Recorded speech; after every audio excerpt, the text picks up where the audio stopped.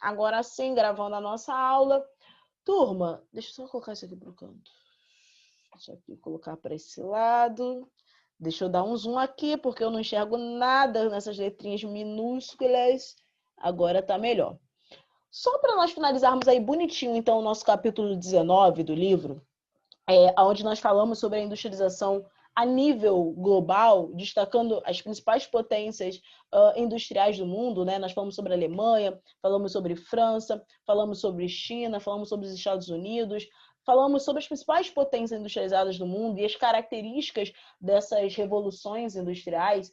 Não tem como nós falarmos em indústrias, perdão, sem falarmos em modelos produtivos industriais. Eu vou explicar para vocês o que são esses modelos. Existe, turma, tanto na questão da indústria, né, na atividade industrial, quanto na atividade agrícola, modelos produtivos. Então, quando vocês estiverem estudando indústria, provavelmente vocês vão se deparar com esses modelos produtivos que nós vamos falar agora, que é o taylorismo, o fordismo e o toyotismo, mas também quando vocês estiverem estudando sobre agricultura, vocês vão ouvir falar também em modelos produtivos. O que são, afinal de contas, os modelos produtivos? Modelos produtivos se refere a um conjunto de características que tem por objetivo aumentar a produtividade, seja aumento da produtividade industrial ou aumento da produtividade agrícola. E aí, só uma observação: que é produtividade? Produtividade, turma, não é a mesma coisa que produção. Produtividade se refere ao número de itens que você produz, mas também tem a ver com a redução dos custos, tudo bem? Então, quando eu falo que a minha indústria de produção de celular de 2020 para 2021 vai aumentar a produtividade, eu estou querendo dizer, em outras palavras, o seguinte: eu vou conseguir produzir mais celulares, mas com um custo menor, tudo bem? Então, produtividade é um aspecto que considera o número de itens produzidos, mas também os custos, a redução dos custos. Então, quando eu falo que os modelos produtivos, sejam eles industriais ou agrícolas, se referem a um conjunto de características que tem por objetivo o aumento da produtividade, em outras palavras, eu estou querendo te dizer o seguinte: que tanto dentro das indústrias quanto no espaço agrícola, eu tenho determinados modelos que tentam atingir esse objetivo de aumento da produtividade. Quando eu falo em agricultura, e aí não é o que nos interessa nesse momento, mas só para vocês saberem, existem vários e vários modelos produtivos. Existe um modelo produtivo chamado terraceamento, que também pode ser chamado de jardinagem, que é típico do Sudeste Asiático. Nós temos o sistema de plantation, que aí acho que é mais conhecido de vocês, aí vocês ouvem falar sobre ele, tanto em geografia quanto em história, porque no período colonial brasileiro, o sistema de plantation, e ainda hoje, ele é muito vigente no Brasil. Existe agricultura de subsistência, agricultura familiar, enfim, existem diversos sistemas agrícolas, sistemas produtivos agrícolas. Mas o que nos interessa aqui nesse capítulo 19 são os modelos produtivos industriais. Os três mais importantes, turma, são o taylorismo, o fordismo e o toyotismo. Alguns livros, só para vocês saberem, caso vocês venham ler outros livros para estudar aí, e caso vocês vejam falar em taylorismo traço fordismo, é porque alguns livros, e eu gosto de fazer isso também, juntam o taylorismo e o fordismo como se fosse apenas um único modelo produtivo, tá bom? Por que isso? Porque tanto o taylorismo quanto o fordismo foram modelos produtivos industriais característicos da segunda revolução industrial. Os dois foram muito usados. Algumas indústrias utilizavam esses dois modelos ao mesmo tempo. Então, alguns livros, algumas pessoas, eu inclusive, chamam, na verdade, o taylorismo e o fordismo de taylorismo-fordismo. Chamam eles como se fosse uma coisa só. E aí, visando, né? Lembrando aí que eu falei que os modelos produtivos são um conjunto de características que tem por objetivo o aumento da produtividade, é importante nós sabermos quais são essas características de cada um desses modelos. E é isso que essas duas páginas do livro de vocês, a página 396 e a página 397, está apresentando aqui. Então, o primeiro modelo produtivo que ele apresenta para nós é o Taylorismo. Olha o que ele fala aqui. Implementado por Frederick Taylor no final do século XIX, o Taylorismo é um sistema que busca maximizar a produtividade ao estabelecer um rígido processo de organização e segmentação do trabalho. Olha o que ele fala aí. O que ele acabou de te explicar é como esse modelo produtivo industrial chamado Taylorismo consegue alcançar elevados níveis de produtividade. Então, ele disse que isso acontece, esse alcance dessa maximização da produtividade ocorre ao estabelecer um rígido processo de organização e segmentação. Segmentação é divisão do trabalho. Turma, o modelo taylorista é chamado, por algumas provas, alguns livros, de modelo rígido, justamente porque essa era uma das características principais desse modelo. Como assim o modelo rígido, Hanna? Modelo rígido, turma, é porque ele está fazendo referência aos produtos desenvolvidos por indústrias que adotam esse modelo taylorista. Como assim? A Ford, produtora de carro, indústria produtora de carros, a Ford é um exemplo de indústria que adotava tanto o Fordismo quanto o Taylorismo. Tudo bem? Por quê? O objetivo inicial da Ford, quando ela surgiu, era criar um modelo de carro único, chamado de Ford T. Ford T, se vocês jogarem no Google Imagens, Ford T, vocês vão ver que modelo de carro era esse. Era um modelo de carro simples, preto. Ah, Hanna, mas e se eu quisesse comprar um carro modelo Ford T na cor vermelha? Sinto muito, não pode. Ah, mas e se pudesse ser um carro na cor Ford T na cor branca? Não tinha essa possibilidade. Porque o modelo taylorista era um modelo rígido. Ele não permitia grande variedade da produtividade industrial.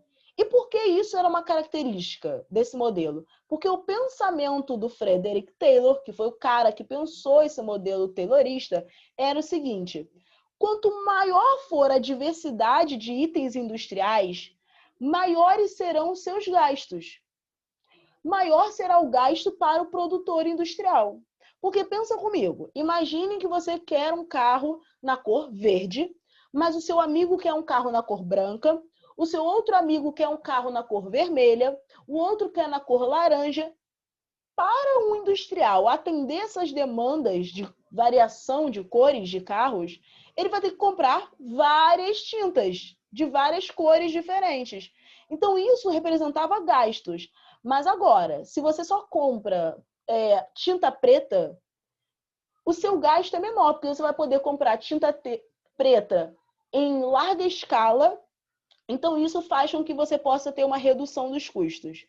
Tudo bem? Então, a ideia de transformar esse modelo em um modelo rígido tinha a ver com a ideia de não ter uma grande variedade de produtos industriais. Tranquilo, turma? Falem comigo. Tranquilo até aí? Essa primeira característica do modelo taylorista? Sim, não? Tudo bem? Deixa eu ver aqui o chat. Show de... Ótimo. Então tá. Avançando um pouco, ele fala aqui sobre essa ideia da segmentação do trabalho. Talvez, eu não sei se vocês já viram com a Jaque, aquele filme Tempos Modernos. Ele é um clássico dos clássicos e os professores de história, os professores de geografia também gostam muito desse filme, para mostrar justamente essa questão produtiva relacionada ao taylorismo. Porque no filme Tempos Modernos, eu não sei se vocês já chegaram a ver, mas se não chegaram, no YouTube tem esse filme. Já adianto que não é um filme super animado, não. É um filme mudo, na verdade, em preto e branco, mas que te faz entender justamente uma característica também fundamental do taylorismo, que é essa ideia da segmentação do trabalho, ou seja, a divisão dentro da indústria. Cada trabalhador dentro das indústrias, ele exercia apenas uma função. E por exercer uma função, esse trabalhador, ele representava uma mão de obra especializada. Tudo bem? Quando nós falamos que alguém é especialista em algo, isso soa para nós o seguinte: nossa, o fulano é um profissional muito bom, porque ele é especialista. Mas ele é muito bom em apenas uma coisa. Ou seja, ele voltou toda a atenção dele para ser especialista naquele determinado assunto. Mas em todos os demais assuntos, ele é leigo, ele não sabe muito bem. Então, quando nós falamos que a mão de obra é utilizada durante esse período de adoção do Taylorismo, que era uma mão de obra especializada, era porque o trabalhador ele exercia apenas uma função. No filme Tempos Modernos, lá, o Charlie Chaplin, ele fica fazendo o quê? Apertando o parafuso. E ele se mostra até ali, às vezes meio cansado, né? Ai, meu Deus, estou cansado, e volta a apertar o parafuso. Por quê? Acabava sendo cansativo, extenuante para o trabalhador exercer apenas uma função. Ele não sabia quais eram as etapas posteriores ou anteriores a dele que fazia com que aquele produto final viesse a existir. Porque o trabalhador era um trabalhador especializado, porque a mão de obra era uma mão de obra especializada. Tranquilo? Deixa eu ver aqui o chat. Sim, exatamente, Rodrigo, do Charlie Chaplin. Felipe falou aqui, professor, eu vi um fato muito engraçado, acho que foi na França. Só existiam 2 carros, acho que em 1730, por aí. E os 2 conseguiram se bater. Que loucura! Bizarro isso, bizarro, Felipe. Que loucura! Bizarro. Rodrigo falou aqui, passa até em Coringa na cena do teatro. Sério, eu não vi o filme do Coringa, Rodrigo. Mas que bom que passa, porque tá fazendo uma referência histórica, então, a esse período do Taylorismo que eu acabei de falar com vocês. Então, olha o que ele diz aqui, ó. O ritmo de trabalho do operário é sincronizado com o das máquinas, por meio de uma forte divisão das tarefas e um severo controle do tempo e qualidade. Os trabalhadores passam a executar tarefas muito específicas, visando maximizar a produtividade. Então, a ideia do trabalhador ser um trabalhador especializado em exercer uma função apenas é o seguinte: trabalhador, se a sua função é só apertar parafuso, pelo amor de Deus, você tem que ser muito bom em apertar parafuso, porque você só faz isso. Então, a ideia de ter uma mão de obra especializada era fazer com que o trabalhador fosse muito bom naquela sua única atividade. Tudo bem? Mas, por outro lado, isso criava um processo de alienação do trabalho, que é aquilo que eu falei, de que o trabalhador ele não sabia quais eram as etapas posteriores ou as etapas anteriores a dele, e por isso ele acabava se tornando alienado àquela produção que acontecia na indústria que ele trabalhava, tudo bem? E aqui no finalzinho fala que o operário deve produzir o máximo que puder, no menor período possível, evitando qualquer desperdício de tempo ou de material. Por quê? Um trabalhador só exerce uma função, então ele já sabe quantas giradas de braço ele tem que dar para que aquele parafuso fique bem apertado naquela peça. Então, ele acaba conseguindo exercer muito mais a sua função, né, em um tempo cada vez mais curto, porque ele acaba exercendo apenas uma atividade dentro da indústria. Então, essas são as principais características do Taylorismo. A ideia do processo ser rígido, tudo bem? Não poder haver grande variedade de itens industriais, e também a ideia dessa segmentação do trabalho, que tem uma relação com o processo de alienação, tudo bem? Alienação é um conceito marxista, né? Enfim. Um outro modelo produtivo industrial vigente também nesse período do século XX foi o Fordismo. Olha o que ele diz sobre o Fordismo. Concebido por Henry Ford no começo do século XX, o Fordismo aprimorou o sistema desenvolvido por Taylor. Então, Fordismo foi uma espécie de continuidade do modelo taylorista. Ford maximizou a produtividade ao mecanizar todas as etapas. Então, aí já tem uma grande utilização das máquinas. Seu objetivo era produzir em massa e baratear a produção e o preço final do produto, o que ampliaria o mercado consumidor. Então, lembrem, o Taylor, Frederick Taylor, ele pensou naquela ideia de rigidez, ou seja, sem essa de produzir vários carros, cada um com uma cor diferente. Vamos produzir todos os carros pretos, porque o nosso gasto vai ser menor, aumentando assim a produtividade. Ponto.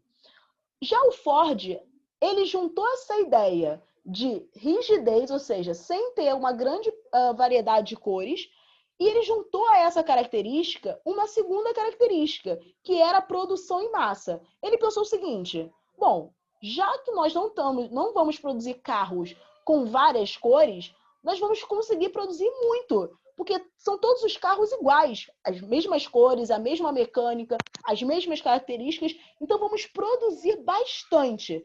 Essa é uma característica fordista, a produção em massa. Na década de 70, turma, essa característica do Fordismo de produção em massa deu problema. Qual foi o problema?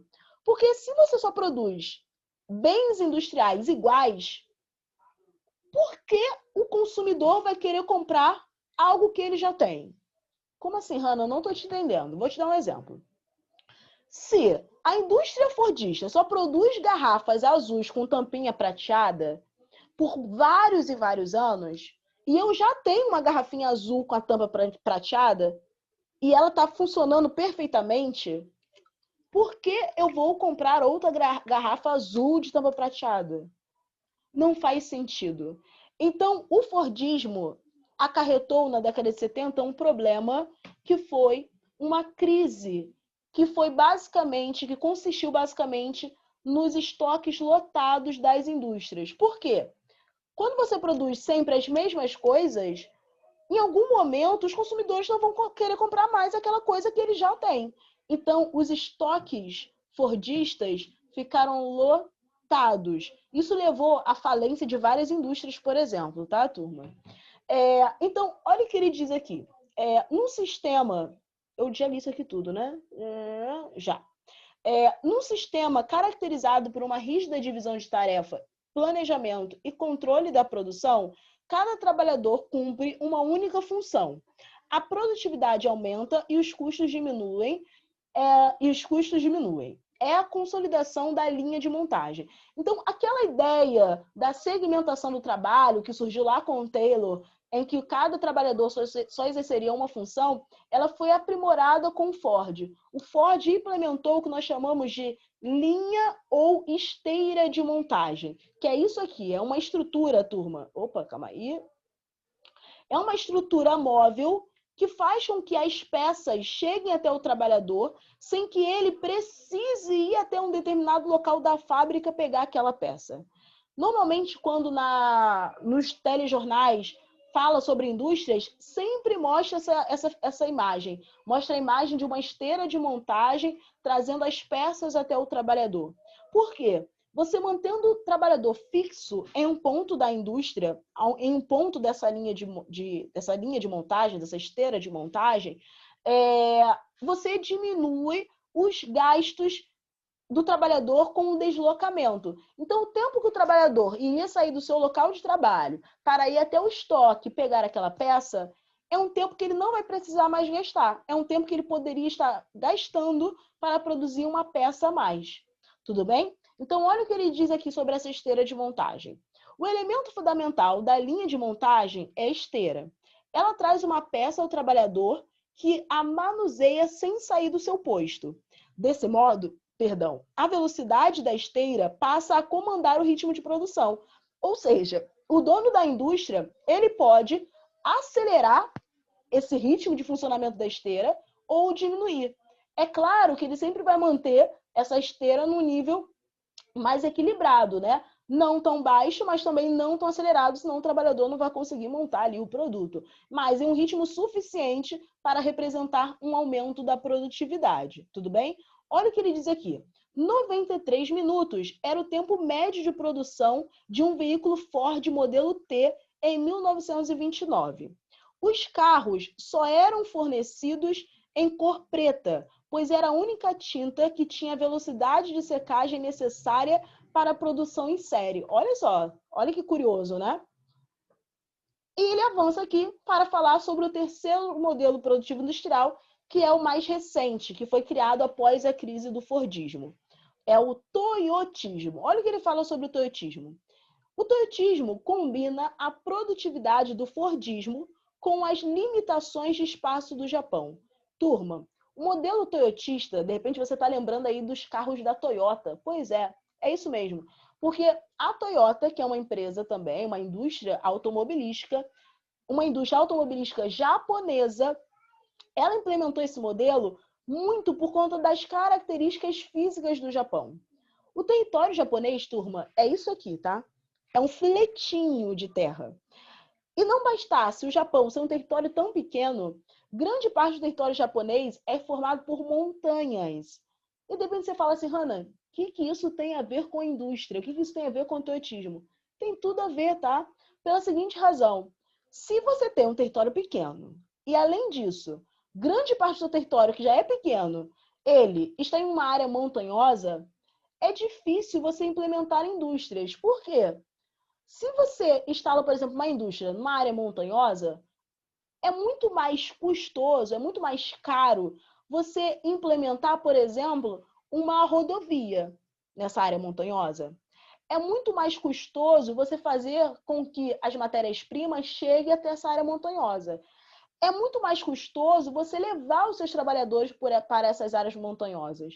Então, as características do toyotismo têm um reflexo, acabam sendo, na verdade, uma consequência dessa característica física espacial do Japão. Então, olha o que ele continua dizendo. O engenheiro japonês Eiji Toyoda e seu projetista Taishi Ono idealizaram um sistema de produção em larga escala, chamado Just in Time. Lembram que eu falei que o Taylorismo poderia ser chamado de modelo rígido? O toyotismo, turma, ele é justamente o oposto. Ele é um modelo flexível, tá bom? Eu tô falando isso porque se você for fazer principalmente prova da UERJ ano que vem, a UERJ normalmente chama o modelo taylorista de modelo rígido e o toyotismo de modelo flexível. Então, para que quando você pegar a prova, você não fique, caramba, mas que modelo é esse? A Hannah não falou? Eu já tô te explicando que modelo taylorista é o modelo rígido e o modelo toyotista é o modelo flexível. Por quê? Ele pode ser chamado de modelo flexível ou just in time. Porque o toyotismo ele já permite uma variedade de itens a serem produzidos. Então, se você quer um carro rosa com estofamento branco, perfeito. A indústria automobilística, se ela utiliza esse modelo toyotista, você vai poder realizar esse seu sonho de ter um carro rosa com estofamento branco. Tudo bem? E ele continua falando o seguinte, chamado just in time, que obedece às necessidades da demanda, ou seja, o que o consumidor quer, ele vai ter. Ainda que tenha sido planejado para indústrias automobilísticas, um dos mais famosos casos de sucesso do sistema são as redes de fast food. Por que ele cita aí os fast foods relacionados ao toyotismo? Se você vai, por exemplo, no McDonald's da vida, você pode escolher, por exemplo, ter um cheddar McMelt sem cebola e sem shoyu, que é o meu pedido sempre. Ou seja, as redes de fast food, elas têm ali os modelos de sanduíches e lanches, enfim, mas você pode adaptar ao seu próprio gosto. Então, no toyotismo, isso é algo muito marcante. Essa produção de acordo com a demanda, de acordo com as vontades do consumidor. E por que o modelo toyotista adotava essa estratégia de produzir segundo a vontade do consumidor? Porque era o seguinte, turma, você produzindo de acordo com a demanda, de acordo com a vontade do consumidor, as suas perdas serão mínimas, porque você só vai produzir se o seu consumidor pedir. Ok? É o que acontece nos fast food, né? No fast food, né? McDonald's, Bob's, Burger King, Subway, Spoleto, que não chega a ser fast food, mas ali você monta o seu prato também de acordo com a sua vontade. O risco daquele dono daquele fast food ou daquele restaurante perder dinheiro é mínimo, porque eles só produzem quando você solicita. Tudo bem? Então, olha o que ele diz aqui, olha. As tarefas do trabalhador são flexíveis, ou seja, o trabalhador, a mão de obra tem que ser flexível, já que ele pode executar diversos serviços da linha de produção, como colocar a bebida no copo, preparar a sobremesa e atender os consumidores no caixa. Esse tipo de mão de obra, turma, é chamado de mão de obra, polivalente. É uma mão de obra que consegue exercer diversas funções, diferente da mão de obra lá do modelo taylorista, se vocês lembram, é aquela mão de obra especializada, Charlie Chaplin apertando apenas o parafuso. Já no toyotismo, não. A mão de obra deve saber exercer diversas funções, deve ser uma mão de obra polivalente. E ele diz aqui em cima, a produção é mecanizada ao máximo e as tarefas são bem segmentadas com o objetivo de que sejam realizadas rapidamente. E aqui embaixo ele fala o seguinte, ao contrário dos automóveis, o lanche é uma mercadoria que é produzida e consumida imediatamente. Por isso, é muito mais fácil controlar o fluxo da produção. Então, esse infográfico, turma, ele é excelente para que vocês entendam as principais características de cada um desses modelos. Se vocês repararam, todos esses modelos, eles acabaram ali surgindo relacionados às indústrias automobilísticas, mas eles podem ser usados em diversos tipos de indústrias, tá?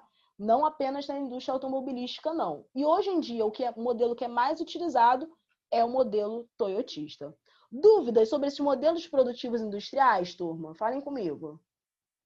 Sim, não, tá tranquilo? Enquanto eu bebo uma aguinha aqui. Tranquilo?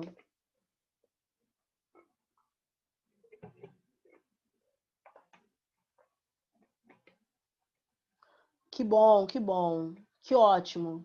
Felipe falou, acho fácil. Perfeito, Felipe. Então tá.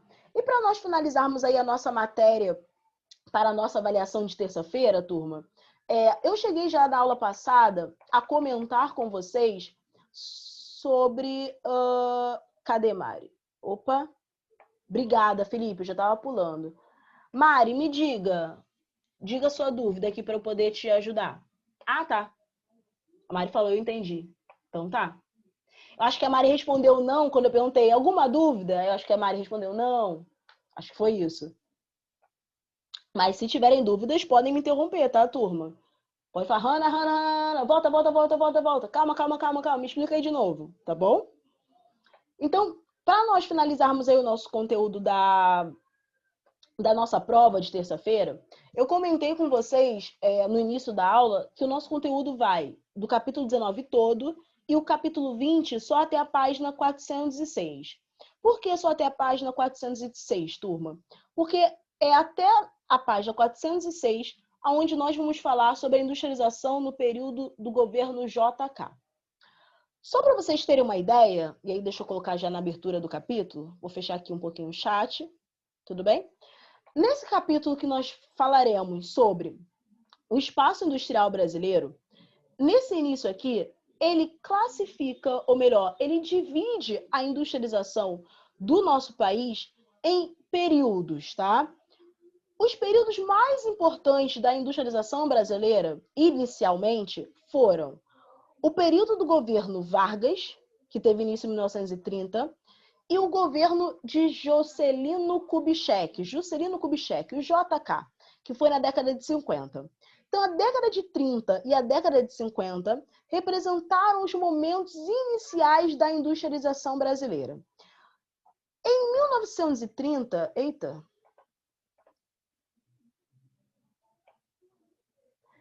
entre 1930 e 1940, turma, o governo do Juscelino Kubitschek foi baseado num planejamento conhecido como substituição das importações. Como assim substituição das importações?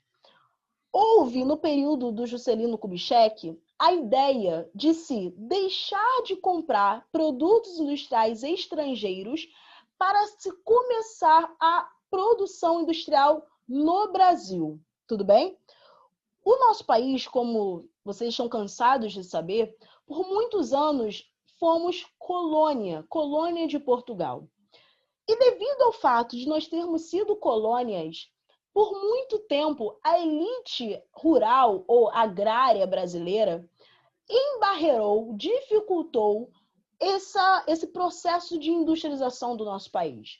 Porque a elite rural brasileira entendia o seguinte: Se o governo brasileiro começar a investir nas indústrias, eles vão deixar de investir na agricultura e nós vamos perder importância econômica e política com isso. Então, as elites agrárias brasileiras, que tinham forte relação com esse passado colonial do nosso país, resistiam a esse processo de industrialização interno do Brasil. E em que momento isso mudou? Isso mudou em 1929, com a chamada Crise de 29.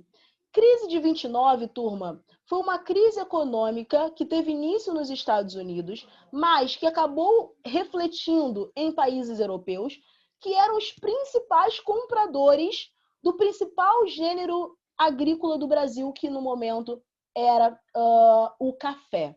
Então, nós, Brasil, vendíamos muito café, tanto para os Estados Unidos quanto para a Europa.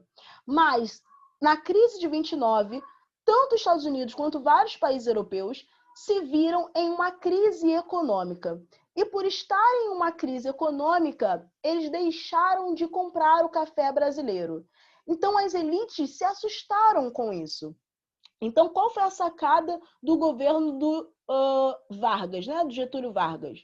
Bom, agora não temos para onde fugir. Nós não estamos conseguindo vender o nosso café. Provavelmente vocês já estudaram isso com a Jaque, né? Que houve até queima das sacas de café, porque não estava tendo consumidores, né? Não estava tendo compradores para o café brasileiro. Então, esse café iria estragar. Então, houve um processo de queima de sacas de café. E aí o Juscelino falou, agora é o momento de nós investirmos nas indústrias. Com isso, os grandes latifundiários, né, os donos do poder político, econômico, agrário brasileiros, eles acabaram pegando os seus lucros, os lucros da atividade cafeeira, e eles mesmos investiram nas indústrias. Tudo bem? Então, esse momento inicial com Vargas foi o período inicial da industrialização do Brasil. Esse momento inicial da industrialização brasileira foi financiada pelo governo brasileiro também. Então, teve uma participação desses grandes latifundiários, colocando o lucro da venda do café deles para investir na criação das suas indústrias, mas o governo brasileiro financiou essa industrialização inicial ao investir nas chamadas indústrias de base. O que são as indústrias de base, turma? Nós já estudamos no capítulo 19. As indústrias de base são aquelas indústrias voltadas principalmente para a produção de energia. Então, foi aí que surgiu a Petrobras, foi no governo Vargas. Aí que surgiu a Companhia Siderúrgica Nacional, governo Vargas. Foi no governo Vargas que surgiu a Vale, que na época era chamada de Vale do Rio Doce, que é uma indústria relacionada à mineração no Brasil. Então, essas indústrias de base, né, que são as indústrias necessárias para o surgimento de outras indústrias, elas surgiram todas em Vargas, porque a ideia do Vargas era criar as indústrias de base para que a elite agrária conseguisse criar outros tipos de indústrias. Indústrias de bens intermediários, indústrias de bens de consumo e por aí vai. Tranquilo? Já na década de 50, eu estou resumindo, tá, turma? O que vocês vão ver até a página 406. Eu só estou resumindo. Já em Vargas, em 1950, ele promoveu uma continuidade dessas indústrias, não mais investindo nas indústrias de base. Juscelino Kubitschek, ele investiu nas indústrias automobilísticas, tudo bem? Olha o que diz aqui, olha. Juscelino Kubitschek, que foi presidente de 56 a 1961, apostou na indústria automobilística no Sudeste. Orientado pela política desenvolvimentista, incentivou a construção de 13 mil quilômetros de rodovias pelo território brasileiro. Ao priorizar as rodovias, abandonou o transporte ferroviário e fluvial. Tal política não contemplava preocupações ecológicas, ambientais e de conservação de matas e de florestas. Uma das críticas muito fortes feitas ao governo do JK é esse investimento em rodovias, porque nosso território brasileiro é muito extenso. O Brasil, ele tem dimensões muito grandes, é um país muito grande territorialmente. Então, o ideal era que o Juscelino tivesse investido em ferrovias, né?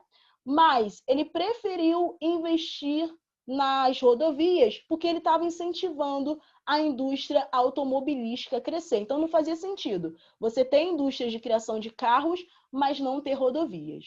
Turma, então, por favor, não esqueçam de fazer, ou melhor, ler essa parte da industrialização brasileira até a página 406, que vai ser também cobrado na nossa avaliação. Tranquilo? Não precisam colocar o nome no chat, porque eu vi quem estava online, eu vou dar presença em off. E qualquer dúvida, me procurem na Agenda Edu, tá bom? Por favor, não esqueçam. Dúvidas, me procurem na Agenda Edu. Show de meus amores? Tudo tranquilo? Sim? Ok? Supimpa é ótimo. Ok. Turma, um beijo para vocês. Nos veremos na quarta que vem. É isso. Fui. Tchau!